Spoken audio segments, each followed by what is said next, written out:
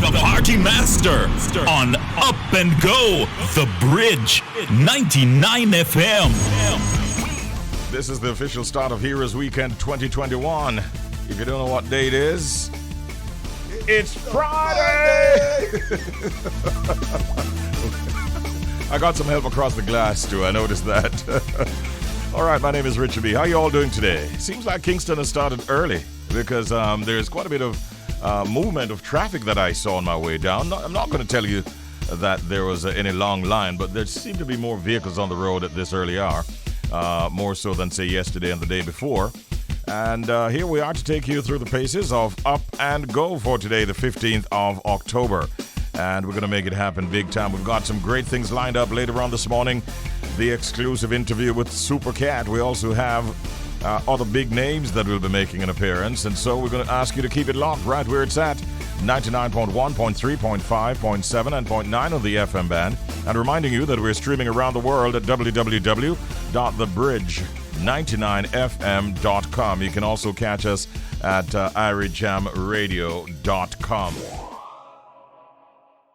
Coming up in just about 8 minutes from now, we have headlines across the bridge. We've got some big stories. Did I see a story where the People's National Party wants the Prime Minister to agree not to call elections this year? I haven't gone through the story as yet, but I'm wondering, is it like saying, Mr. Prime Minister, you know that we really need a little bit more time to get ourselves organized? I'm just kind of wondering. I've never heard a call like that in a long time. I don't remember hearing it before. Mr. Prime Minister, no elections this year, and I want it in an agreement. An MOU has got to be signed. Really? Time now for headlines across the bridge.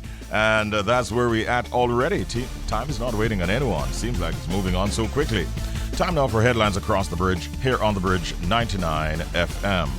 We start with our headline story from the Gleaner newspaper. Ready, set, stop. Opposition wants MOU with PM pledging no elections for 2021.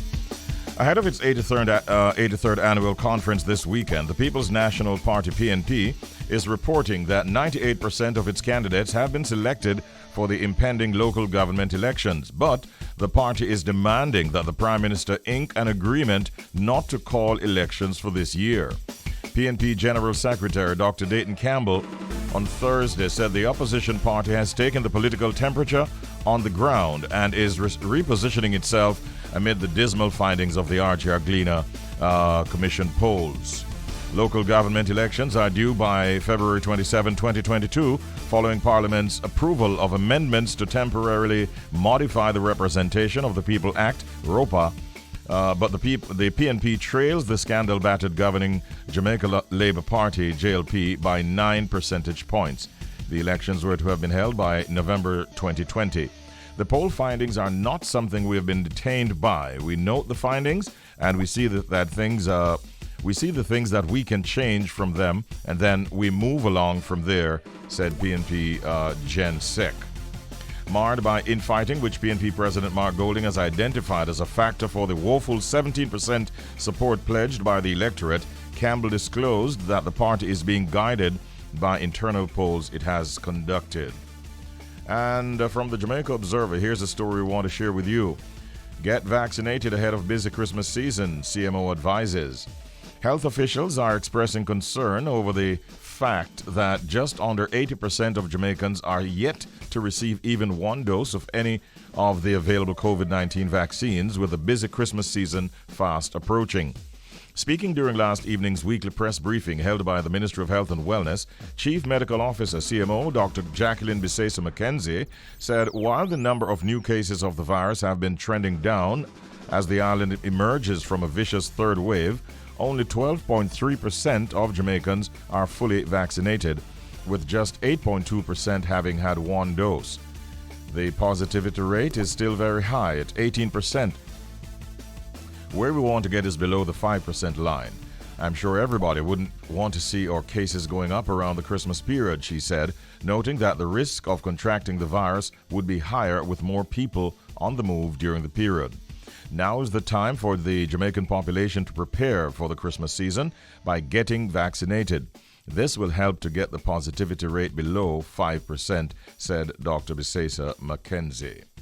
And we now go further afield to within the Caribbean region. And we see where Dame Janice M. Pereira, DBE LLD Chief Justice, has been recognized by the Caribbean Court of Justice, CCJ Academy for Law, as a pioneering Caribbean woman jurist. This recognition celebrates the contribution of Caribbean women to the institutional and policymaking infrastructure of Caribbean society in areas such as the judiciary, a field traditionally dominated by men. Dame Janice was honored for her sterling contribution to the jurisprudence of the Eastern Caribbean and her leadership in the judiciary at the official launch of the book Eminent Caribbean Jurists, Pioneering Women, that's Pioneering Caribbean Women Jurists, and that was on Tuesday, October 12, 2021. And finally, in our look at headlines across the bridge, Australian Prime Minister Scott Morrison announced on Friday, that's early this morning, that he will travel to Glasgow for the COP26 Climate Summit later this month, marking an about turn for the leader who previously indicated he might not attend the talks.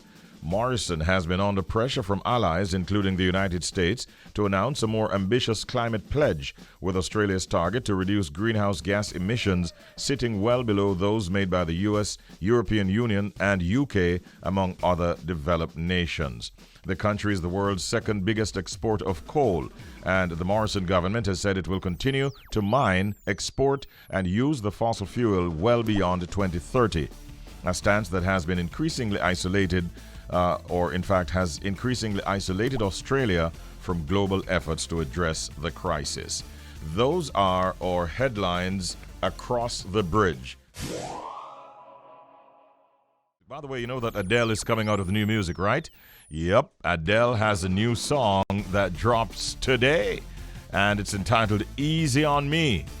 And she also has an album, 30, which is going to be released on the 19th of November. 6 years after her last album, Adele has revealed that her new project, 30, will be released on November 19. Does that mean that her album will sell 10 times more than Spice's 10? Possibly. Or maybe 10 million times more, I don't know. It could be 10 million if you're talking about Adele. It could be 10 million times more than Spice's. So even if Spice did 1 million, right? If she ever did that. I think she's a little a way off from getting to that stage, right? But if she ever did that, I would not be surprised if Adele's album 30 would be 10 times Spice's album 10 in terms of sales. And I think it could be very, very much more than 10 times. You agree? Fully. You're thinking about it? No. You're wondering if it's possible that Adele could sell 10 times? No. This is Adele, you know. Yeah, this is Adele. Right. So her single, Easy on Me, comes out today from the album 30. I wonder what's up with these numbers. Maybe I have to ask Jules.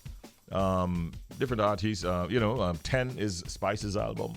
Now Adele comes with 30. If you were coming out with an album, what would you come out with? Maybe 40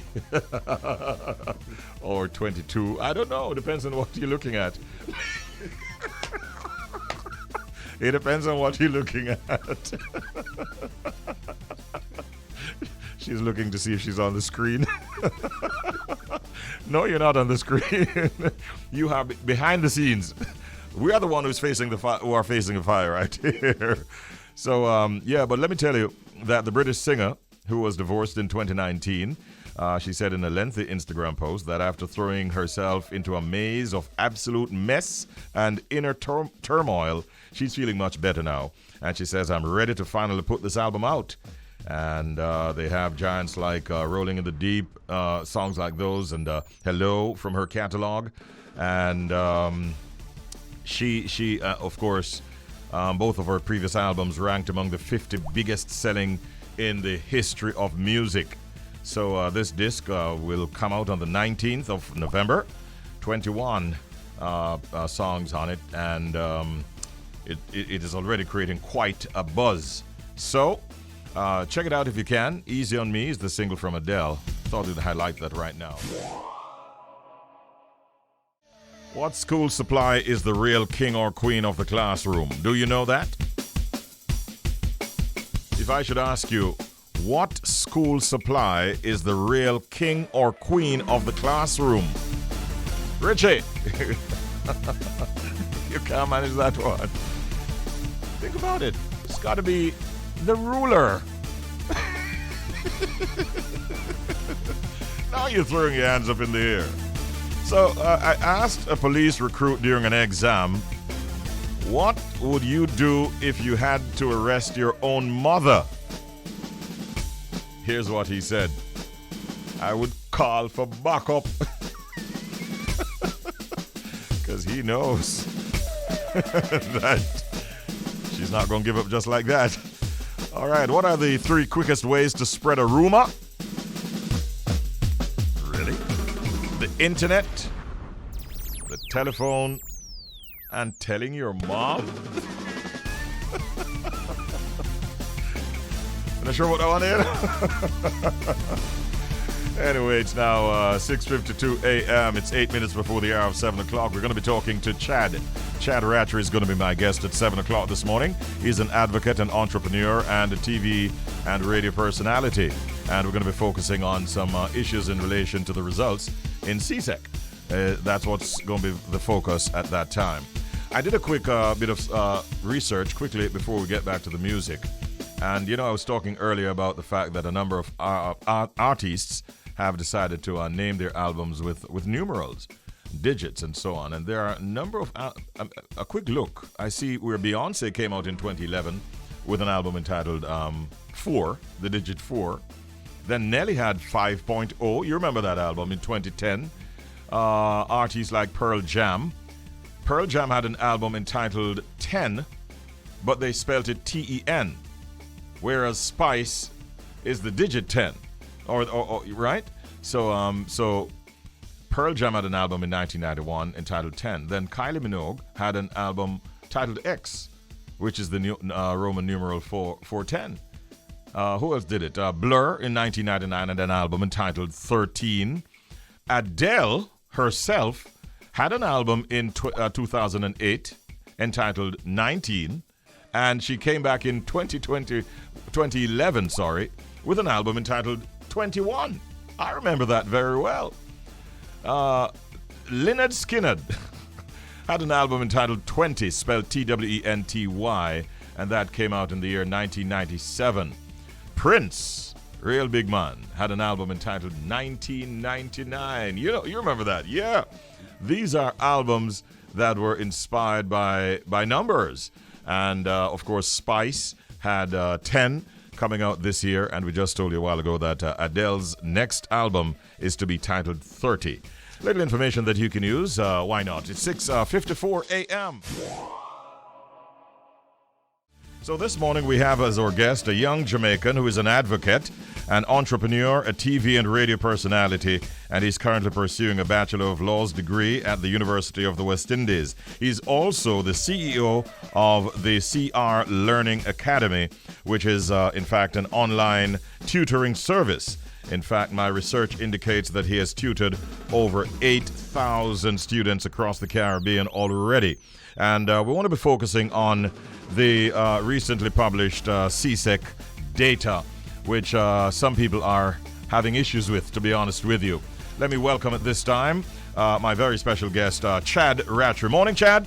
Hi, good morning, Richie B. Finally. Good morning, Chad. How are you today? I'm good, how are you? Not too bad at all, man. Great having you at this time. Chad Rattray, we had done the introduction earlier. They would have heard Chad, and we're happy to have you. First of all, for those who might have missed it, what would you say, Chad, are some of the key areas of note coming out of the CSEC data that was shared yesterday?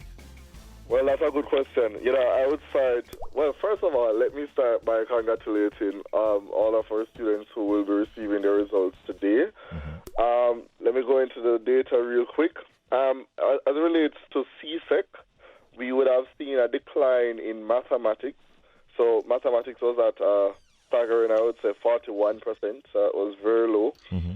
When we look on English language, English is now at 74%. That would have dropped as well compared to the corresponding period of last year.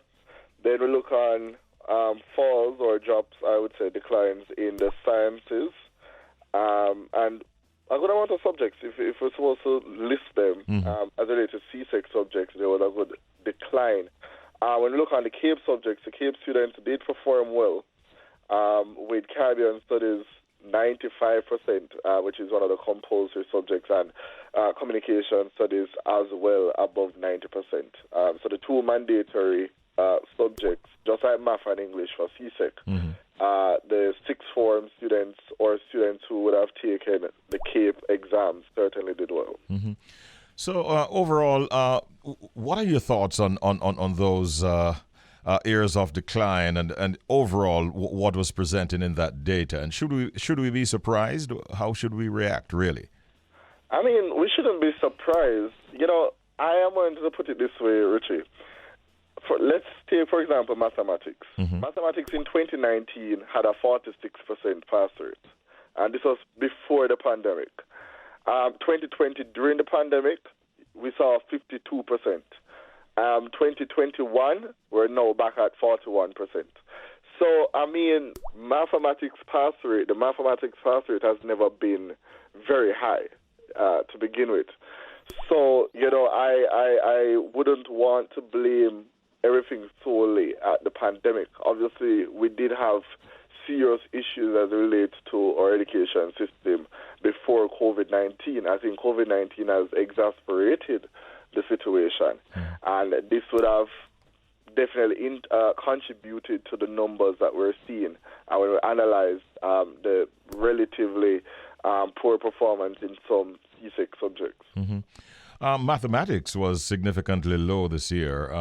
Why do you believe that is so, Chad? And what can you recommend in terms of how we might increase the interest of students in mathematics? Yeah. And that's a good question. You know, I wouldn't want to limit it to those mathematics because there were also other areas of weakness. But what I would say is that we are facing a global crisis here. We have 1.6 billion, according to UNICEF, of students who have been disrupted. And then when we look on the Caribbean data, we're seeing 1.3 million Caribbean students, and Jamaica has had the highest amount of students who have been disrupted, which is about 600,000 students who haven't been receiving frequent educational classes. But the situation with mathematics in particular has always been a challenge. I think that mathematics is not necessarily the easiest course to learn or to teach, and the fact that you have to now be doing that online, and it was already difficult face-to-face, putting that now to online means where you don't have the physical structure of a classroom and the face-to-face interaction of the teachers, then that can be a serious issue. But math is very important. It's a part of the STEM subjects, which means that it's definitely core to several other, you know, careers and future jobs. So, you know, the fact that almost half the population of students would have failed mathematics, meaning that they did not get a grade between 1 to 3, then that's seriously concerning, and that's something that we're seeing every single year. And that also, I want to say, is also a requirement for some university courses as relates to across the board, and also a requirement for some jobs. So that's definitely a challenge. Yeah. To the best of your knowledge, though, do we have a good enough supply of mathematics teachers across the island? Well, that's it. You know, when we look on the teachers' migration rate, I mean, a good amount of teachers migrate every year because of the conditions in our education system as it relates to pay and wage and, you know, other issues. I do believe that we have some amount of math teachers that are very good. I can say personally, I used to go to Kingston College. So if I'm supposed to use my knowledge at KC, we have very good math teachers. But I do know of other areas where schools are struggling to find very good math teachers because, as I was alluding to before, this is a part of the STEM. Now, what we're seeing is that there's a very big challenge as it relates to getting STEM-based teachers. So teachers of the sciences, teachers of mathematics, what we call the technical areas. And that could definitely be something that's affecting the quality of results and performance of our students. Okay. I know you're a proud KC old boy, actually. You never fail to remind us, Chad. So for what it's worth, I'm a proud past student of Titchfield High School over there in Portland. All right. Really? Yes, man. That's good. So we just thought we'd balance the equation somewhat. Well, let me take one more subject for you to look at and tell us what's going on here. Social studies, oddly, quite low this year. Social studies. Yeah, I think social studies went down. So social studies is at 54%? I think that about that, yeah. Not very, good. Very low. That's not good. I'm going to go out on a limb here. Of course, I don't have the report, the CXC report as yet, which gives us the overall breakdown as it relates to. Because 54% is a figure. But what I want to see is what are the reasons, and a particular reason that we have to consider that some students would not have submitted the SBA component, which is a school-based assessment, which is a part of your, you can't pass these subjects without it. So I would definitely go out on a limb here and say that possibly that a good amount of students did not submit their SBAs, even though there's a push for that. But, even those who would have submitted their SBAs, it's hard to see how so many students could have fallen below the 3, which is the pass mark in CSEC, especially in an era like social studies. Very hard to see. All right. In closing, what advice would you have for students then, Chad, who may find out today that they do not or did not do as well as they expected to have in their CSEC examinations? What would you say to them? What I would say to them is that for those who have done well, congrats to them. But for those who have not done well or not done so well or have not done as how they would have thought they would have, I would say to them that it's certainly not the end of the world. There are several persons who go back each year doing subjects, CSEC subjects, along with their CAPE courses or along with their jobs and so on. So, if you fail a particular subject, don't be too worried. Yes, it's a disappointment, but it certainly doesn't mean that you're a failure. So we all have our challenges, we all have our setbacks, but the fact that we choose to pick ourselves back up every single day with courage and determination that we're going to do something and get it done, then we get it done. For my personal story, I am not the best math student, Richie B. I can tell you that much. I am a humanities person, so that's why I teach Caribbean studies. But mathematics is something that I always struggle with. And what I did was to find the right person who could teach me mathematics. And so my sister helped me, and some friends of mine also tutored me in math. So don't be afraid to get assistance and help. And this goes, Richie B, to those who are going to be sitting CSEC and CAPE subjects next year. So it's a double-fold message. Yeah, fine. Do you know when the SAT results are coming out? SAT? No idea. Okay, I think it's sometime. The ministry hasn't made any release on SAT as yet. All right. Listen, Chad, great talking with you. You're doing well. We also see you on television doing well. What's the name of your co-host again? Daniel Mullins. Yes, please say hello to her as well, and you keep on keeping on. Yeah, man, great job. Thanks for talking to us this morning, and you have a good weekend. Yeah, man, you too, Richie B. All right, all the best. Bless up. That's Chad Rattray, young Jamaican doing very well at multiple levels, and he was able to assist us in an assessment of what we're to expect with the results from CSEC, as will become known later today, right? All right, it's now make that 15 minutes after the hour of 7 o'clock. This is Up and Go, and you are on the bridge, 99 FM to the world. Right now, we are in fact going off into another of our interview segments, and we're very pleased to have at this time an altruist for the children of her community in Greenwich Town, St. Andrew. And she is Nicole Williams. We understand that when the pandemic hit the shores of Jamaica, Miss Williams lost her job as a school bus driver, and she attained level 1 and 2 certifications in early childhood education, but still was unable to gain employment. So she decided to give attention to the children in her community. And we understand in February she had up to 23 children that she tutored for free, children between the ages of 2 and 12 years old. What a fantastic story. And she's still giving back to her community by teaching children who are slow learners and children who do not have access to online learning. I'd like to say good morning, congratulations, and welcome, Miss Williams. How are you today? I'm okay. I'm doing great. Yeah, your story is quite a touching one, and I'm really, really proud of what you have been able to accomplish in this very challenging time. When did you realize that things for you and the children in your community were about to change drastically as a result of the pandemic? When did that come to your realization? Last year in October. About October of last year. Yeah, it's now 1 year since I started the program. So how did it come to you? Like you were just maybe at home at some point thinking through things, and then this kind of a bright idea hit you? How did it all start? All right, I got a friend and she have to work, and her baby daddy have to work as well. And she asked me to help her child with the Zoom class. Yes. And no one will be at home to assist the child. And I tell her to come. And then my auntie after work and assist her son as well. And I have a friend that lives 2 blocks away from me.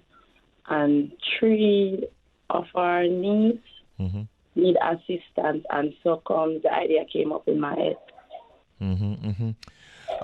When you lost your job, how badly did that affect you, and how did that impact you and your life? I was in partner, I got to have an income to can pay my bills and stuff. But I did come up with smoothie business. I started to do the smoothie business. Okay. I did slow, and then after I came up with the online classes. So Nicole, I understand that you attained certification in early childhood education. Level 1 and 2. Levels 1 and 2. Okay. When did this happen? Now, after you had lost your job as a school bus driver? Repeat. When did you actually enroll in those classes? After you had lost your job, or you had those? Level 1 and 2. No, I did it in 2014. Oh, a little while back. Okay. Yeah, I used to work at a basic school. I see. Now, the tutoring of the children, how receptive are the people in the community to this effort that you're putting in? Well, the people in the community, they encourage me. Because they give me positive response that their child are improving, and it keep me going day by day. This is such a huge undertaking that you've taken upon to yourself, and no doubt it brings you a lot of satisfaction to see the result of the help that you're providing to these children, doesn't it? Yeah, I let me feel proud and good in myself to know that what I taught them, they are improving and they are learning skills and stuff. So where do you conduct these classes? Well, most of it is online, you said? I have some that do online, I have some that I taught on my phone. Also, some actually come by your home to get the help. Yeah, most of them are. The one that I teach on my own is like from 2 to 5 years old. Okay. Is it a case where there's need for assistance, and if so, would you be interested in getting support from the public or anything like that? If you wish, you can tell us. Yes, I would love if I could get help with like even 2 other more teachers and equipment and stuff. So you'd love for some other volunteers to join you in this effort. Yes. And you'd love to have some equipment, meaning what? Computers? Computers, printer. Mm-hmm. I got laptop. I got tablets already. I got some tablets already. Mm-hmm. Good. And books and pencils. Mm-hmm. Mm-hmm. And reading books. I would wish if I could get some reading books. Okay. The reading is very poor. Mm-hmm. Needs a lot of improvement. Yes. So for persons who might be interested in reaching out to you, maybe offering you some support, where can you be found? You want to give us an email address or some contact information? Oh, yeah, they can contact me on my phone number and 4216089. 421? 4216089. That's Nicole Williams, right? Nicole, I want to commend you again for this effort. You're really making us feel proud as Jamaicans for this effort that you have undertaken in your community. And we wish you well going forward. And definitely, I hope that members of our listening audience will find it necessary and be willing to support you on this journey. Thank you, Nicole, and congratulations. All right. Yeah, thank you for having me on the show. All right, wonderful. That's Nicole Williams doing good in her neighborhood with limited means, but she's trying to assist nonetheless. The kind of story that makes us feel good about our country. Talk with him this morning. Right now, though, we have a very, very important guest to speak with, and she is the CEO of John Music. And there are some interesting developments that we want to be talking to her about. Good morning, Shelly Curran. How are you today, Shelly? Good morning, Richie. Been a while. How you been doing? I've been doing good, keeping safe. That is so important, especially at this time. And you're also making sure that you stay on top of your game in the industry that you're a part of, the music and entertainment industry, I'm sure. I'm trying my best. Yes, absolutely. Shelly, one of the things that I want to start off with this morning is the whole matter of the exposure that our Jamaican dancehall artists and our culture would have gotten over the past few days. Two things spring to mind. One is the recognition by Ed Sheeran of a remake of his song Shape of You, which was done by Ishawna under the title Equal Rights and Justice, and the fact that he endorsed what Ishawna did in such a public way. And then the Cardi B birthday bash, which saw, I think, only Jamaican dancehall entertainers appearing at a Passa Passa themed 29th birthday party. What do you think is the impact of these kinds of exposure on our music and culture? Well, I don't know if we can actually quantify the impact. I can only say it only shows that we as Jamaicans have not yet recognized the impact of our own culture, which is dancehall here, because it is being celebrated worldwide. It is being appreciated worldwide, and we're still not getting that endorsement locally. Which is necessary. Which is very necessary. For the industry to thrive. Now, looking back at the Cardi B birthday bash, not many people are saying this or even talking about it, but we looked at a number of international entertainment news portals, Shelly Ann, and they mention the party. They speak about Cardi B and so on. But in most, if not all of those stories, they did not even carry the names of the Jamaican artists that performed. Now, that is not a good look at all. It's like they totally, and I'm talking about the hiphop.com, most of the top news portals, they just did not mention the artists that appeared there, these Jamaican artists. That's not a good thing. It's not a good thing, but we don't only see it in music. We also see it in our sports. If you notice, it's the same thing when Elaine won. Mm-hmm. It is not carried the same. Somebody who came last was the talk of the town. So they will not give us what is actually due. But the good thing about this is that social media has actually changed the game. And I would not focus on it because the power of Cardi B's social media platform would have given us far more mileage, in my opinion.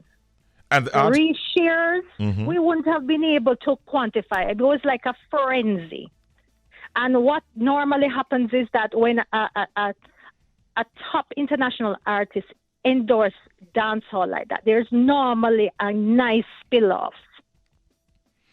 What are you expecting? Maybe some collaborations or something coming out of this? Well, I'm seeing collaborations right now. I'm about to post and cover. Skillibeng is now going with Steph London. She did something with the Queen Nikki. So there are collaborations going. I'm looking something from Spice.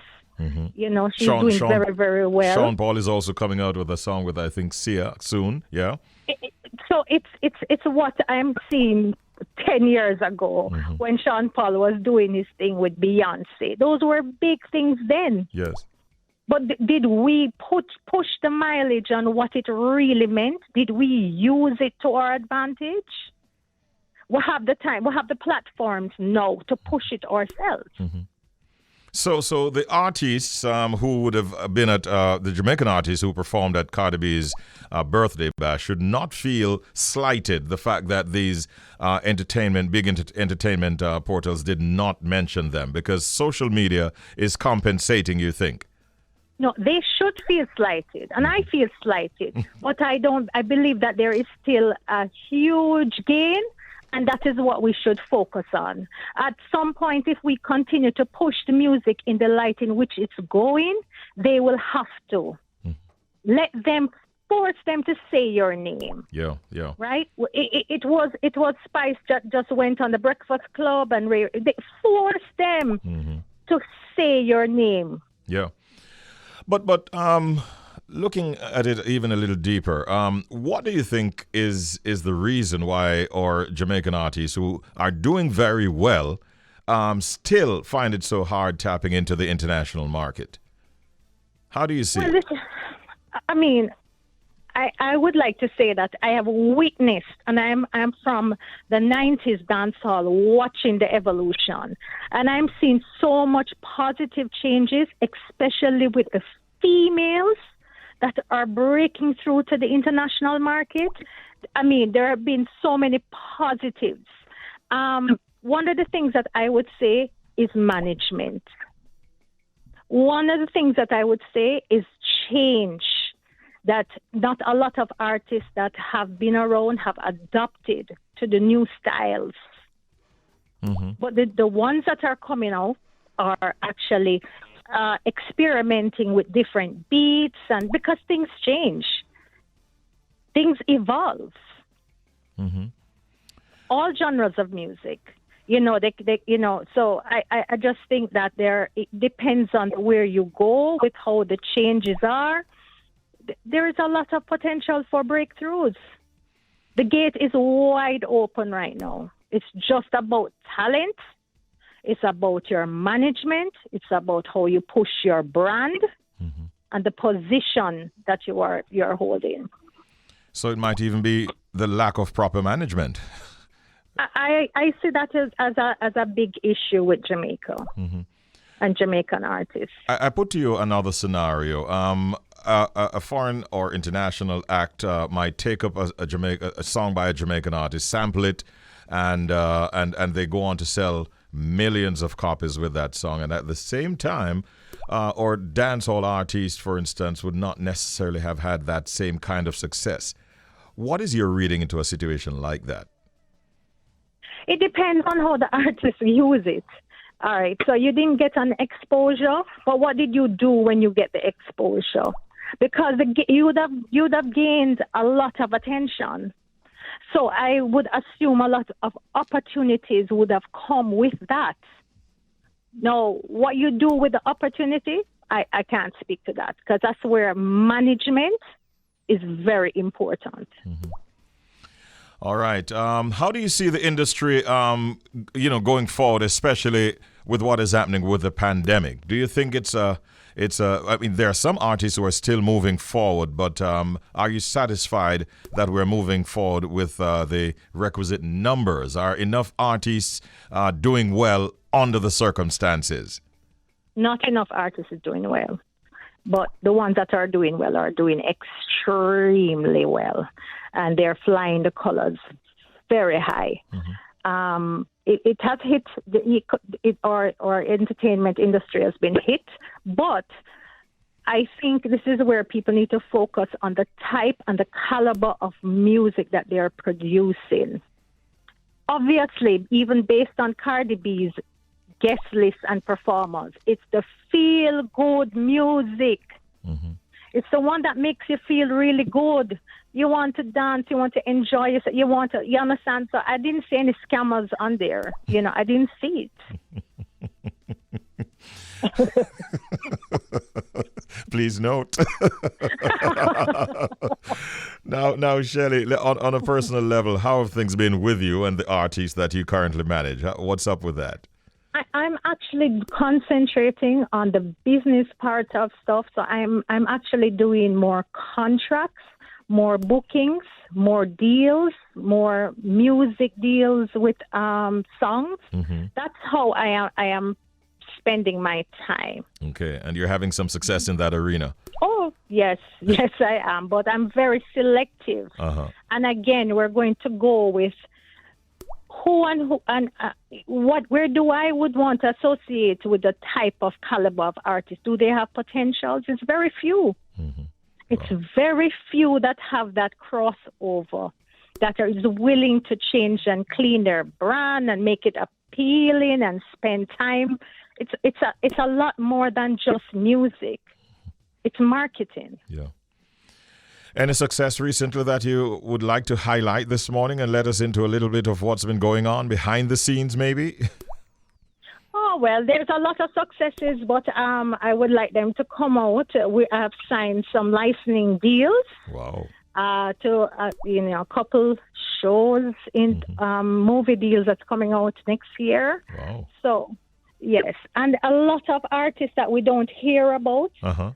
That never got into the charts locally. Uh-huh. Those are the ones that I am working with, because we find that a lot of artists that are doing good work are not getting the highlights, and I'm spending a lot of time with them. They're being signed to game. Mm-hmm. They're being signed to movie deals, and there is a lot of silence, but progress. Okay, good, positive progress. Well, that is good to hear. Mm-hmm. That is good to hear. And I'm not surprised, because we know that you're a hard-working lady, and we're happy that you're involved in this game. Thank you so much for talking with us, and all the best to you. Thank you for having me. Always a pleasure, Shelly. Take care. Richie B, the party master, on Up and Go, The Bridge, 99 FM.